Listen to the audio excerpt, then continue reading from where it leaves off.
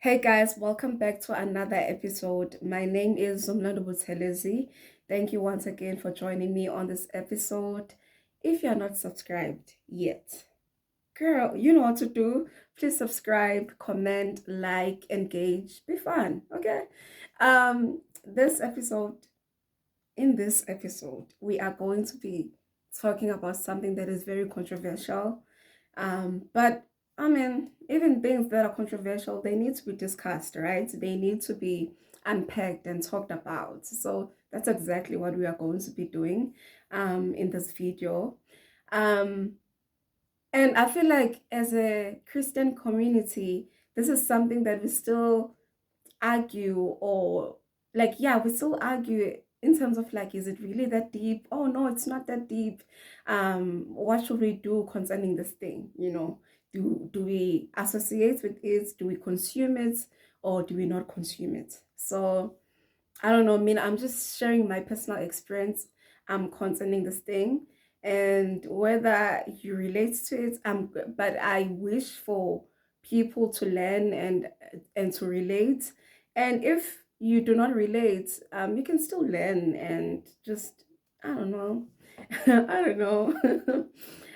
So yeah, like I told you guys that we are going to be speaking about something that is very controversial, and that is secular music. Yes, said it. Secular music. For those who do not know what secular music means, secular just means something that is not associated with your religious or spiritual matters. So if music obviously does not glorify or give praise to Jesus or God, then we consider that music as being secular. That will include your R&B, that will include your pop music, that will include your Afro pop, your Amapiano, whatever. And I do want to give a disclaimer that not all secular music is bad. Yes, I know. Not all secular music is bad. You just have to be like choosy. But we'll get into that. We'll get into that. But I just want to give a disclaimer before someone gets on their defensive stance, and tries to fight me that like, yo, not all secular music is bad. But someone can also beg to differ. I have no problem with that. So I chose to speak about secular music in this episode because it's something that I have been struggling to let go of. And I say this because when I started my journey with Jesus, when I gave my life to God at the age of 23, after astrology, after everything else, God was really adamant about me letting go of secular music. You know, God was very adamant about me not consuming and listening to secular music, because anything that was causing or that was going to serve as a distraction in my relationship or in my pursuits of a relationship with Jesus, God had to remove it. God had to convict me to let go of that thing. And secular music was one of those things. So since from that day, um, I don't want to sit here and lie and be like, I don't consume secular music at all. I do, but I'm very picky. I'm very choosy in terms of like what songs and I listen to and what songs I do not listen to. I want to give that disclaimer. But also, I think another reason why God was prompting me to let go of secular music is because secular music, if you really listen to some songs, they sort of like glorify and um sort of like glorify and praise things that are not of God, or things that that that that celebrates, I can put it like that, celebrates immoral behavior, that celebrates characteristics that really are not found in Jesus, i.e., pride, violence, anger, all of these things. And before I got saved, guys, let me give you a background or a backstory. I used to be a hip hop head, you know, I used to consume a lot of hip hop. Like obviously like a little bit of R&B here and there, but I was a hip hop head. I was that thing that people call a hip hop head because I consumed a lot of hip hop, and that at the time I related to the music because it was by black people and it celebrated the black population in some way. So I related to hip hop. But at some point, it's really just like, it just altered my brain because I would listen to a song and all of a sudden I would become angry, you know? Because obviously the song is talking about violence, shooting niggers, and all of a sudden I would be angry and take the energy that was presented by the artist in that song and sort of like, like take it as well. And it's like, I was just fine before listening to that song, and all of a sudden I listen to the song, and afterwards I'm angry, I'm frustrated. I feel like pulling up on someone and shooting them. It's like, girl, you know you don't have enemies. You know that you do not have the capacity to do that. So why are you listening to this music or this kind of music? And what is the purpose more than anything? Because everything that we do should have a purpose, you know? So I used to be a hip hop head, and God was like, yo, for this thing to work, you need to let go of this. You need to stop consuming this because it's not only damaging your brain, but also it's altering your behavior and turning you into someone that you're not. You're not, you know, because at the end of the day, you are made in God's image, you know. So if something is talking about anger, it promotes violence. God was not a violent person. Even when Judas came to Jesus, when Esem Daisa and stuff like that, my when that event was happening, Peter sliced one of the guys that came with Judas. He sliced that person's ear off, and God, because he's not a violent person, he's not a person that is easily angered. He took back the ear, you know. You'll think in that time or in that event where someone is betraying you, you'll avenge yourself. But Jesus is not that type of person, or he was not of like he was not made to avenge, to be angry, to be violent, because he is God and he is loving, you know. So once I listen, so obviously if I'm listening to hip hop or if I'm listening to songs that promote violence, I'm becoming someone that is contrary to God, what contrary to God, and also I'm becoming something that I'm not, that I'm initially not, you know, because I'm made in God's image. I'm loving, I'm patient, I'm compassionate, I'm all of these things that God is, or these things that Jesus is consistently teaching me to become, you know. So I don't know, like secular music is not good, especially if it promotes things that are contrary to what is in the Bible, what we should become as children of God.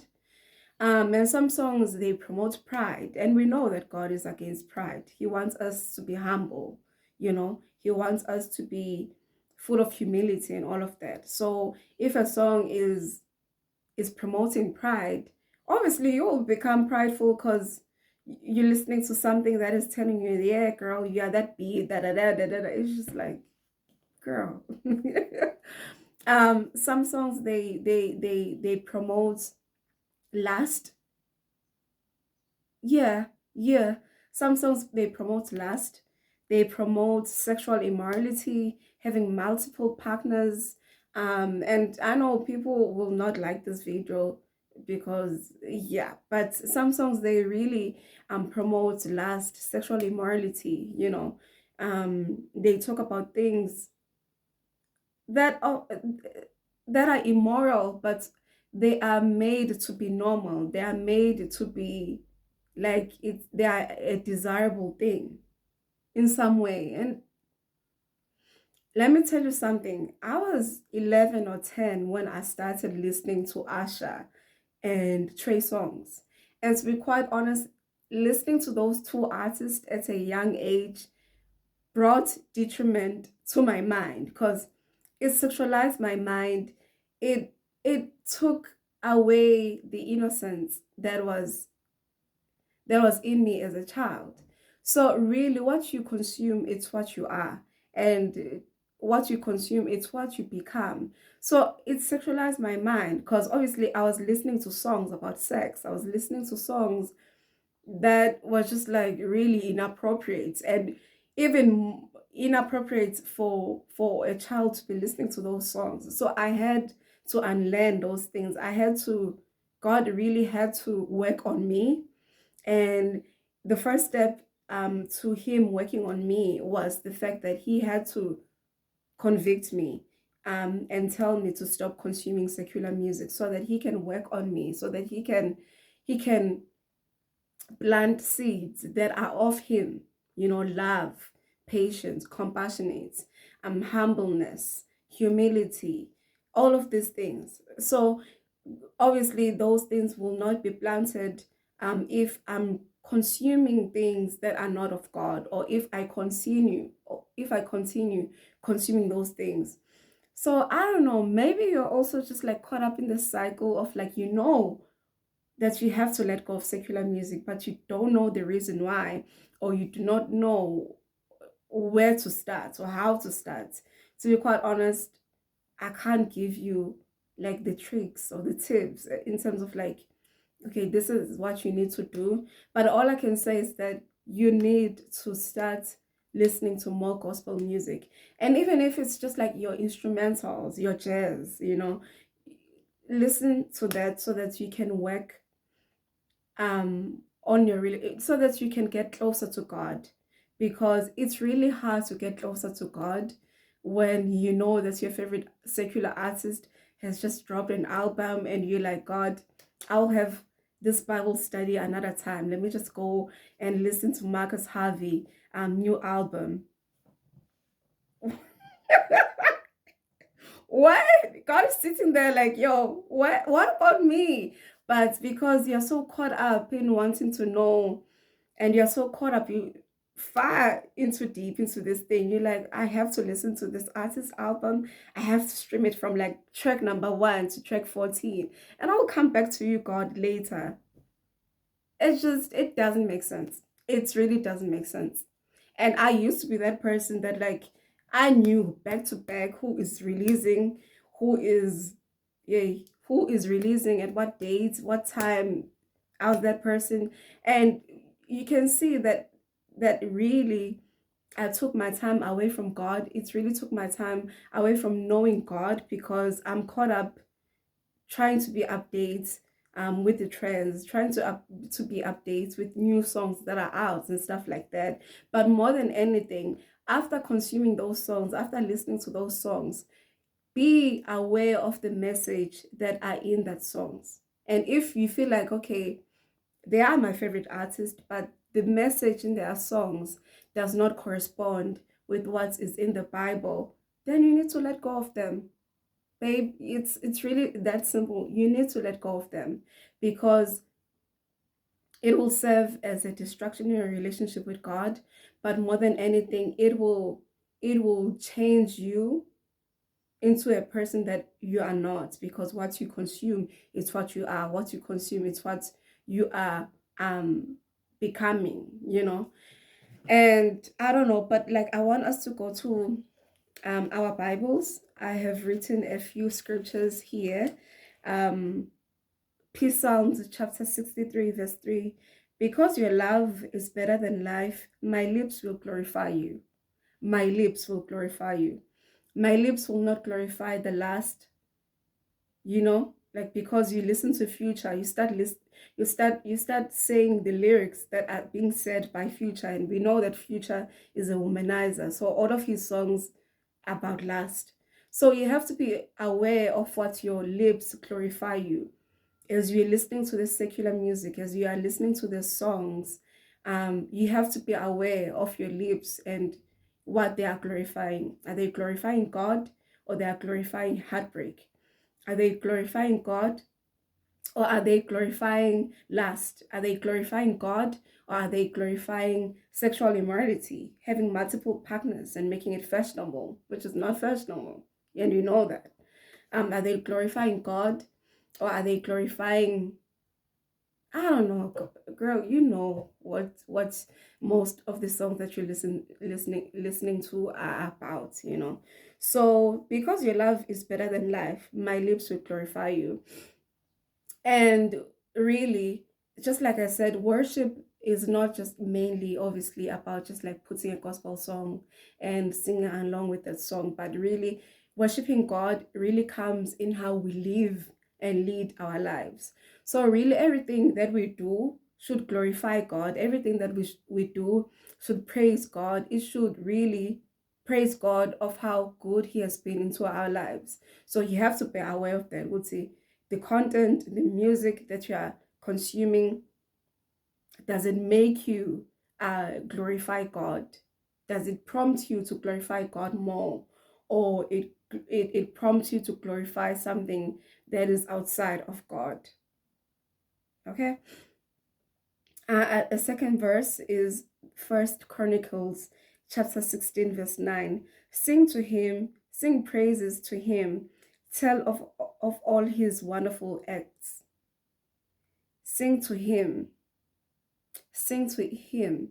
So if you are singing a song by Asha, who are you singing to? Yeah. If you're singing a song by Playboy Cardi, who are you singing to? Because we know this artist, they are not afraid to be anti-Christ. Yeah, they are not afraid to be anti-Christ, to showcase that they are really not with, they really not of God, not of God, but like they really are not religious, or they have no relationship with Jesus. So the songs that they release, some of them blatantly put it out there that they do not care about going to hell and all of those things. Uzi, your Playboy Cardi, all of these artists, you know. So if you are consuming those artist songs, who are you singing to? Because Bona in their songs they make it plain and clear that they do not care about God, that they do not care about the kingdom of heaven. So we have to make sure that we as Christians, we sing praises to God each and every day, because each and every day he's good to us. There is no skips, there is no taking rest, you know. The last one, or the last verse that I'll read to you guys is Psalm chapter 138 verse 5. May they sing of the ways of the Lord, for the glory of the Lord is great. The glory of the Lord is great. So each and every day we out to sing praises to God. We out to give thanksgiving to God, in hymns, in songs, in worship songs, you know. So really secular music damages our minds, it alters our behavior, it turns us into beings that we are not created initially to become. But more than anything, secular music, it really promotes things that are not of God, things that are secular, things that God has said we should not become or be, you know. And more than anything, if you're listening and consuming and singing these songs, you are praising the other nigga. Yeah, yeah. But disclaimer, not all secular music is bad. You just have to pick and choose who you listen to. And also you have to do research about the artist. You know what I'm saying? So guys, I don't know. Oh, I don't know. That's my Bible. I don't know. I don't know what's the argument around secular music, but I've given my experience that listening to secular music at a young age, it sexualized my mind. It's it's promoted, or it prompted me to just like be a different person that God has not created me to be. um it's not good. It's just not good. But more than anything, what does it bring to you after listening to that song? Does it make you feel better? What does it do? What's the purpose behind you listening to secular music, behind you listening to, yeah, to these songs? Because I tell you, I will listen to a song and it's just like, okay, cool. But when I listen to gospel music, I'll feel calm, guys. I'll feel at ease. Like life really gets rosy and episodic when I listen to gospel music. But when I consume secular music, I start feeling frustrated, angry because of the violence that is being promoted in songs. I'll start, yeah, feeling all different things. So just ask yourself, is it really that deep? Why am I listening to the secular music? What is the purpose? And and sort of like do an inventory on your behavior that is sort of like prompted by this secular music. Does it make me to be better? Does it prompt me to become a better person, or does it just like make me um long and desire um and make me become things that are really not what God has said I should become or be. So I don't know who needs to hear this. Let me know what you think of this topic around secular music, and I'll see you guys on the next episode. And please subscribe, like, comment, and I'll see you guys on the next video.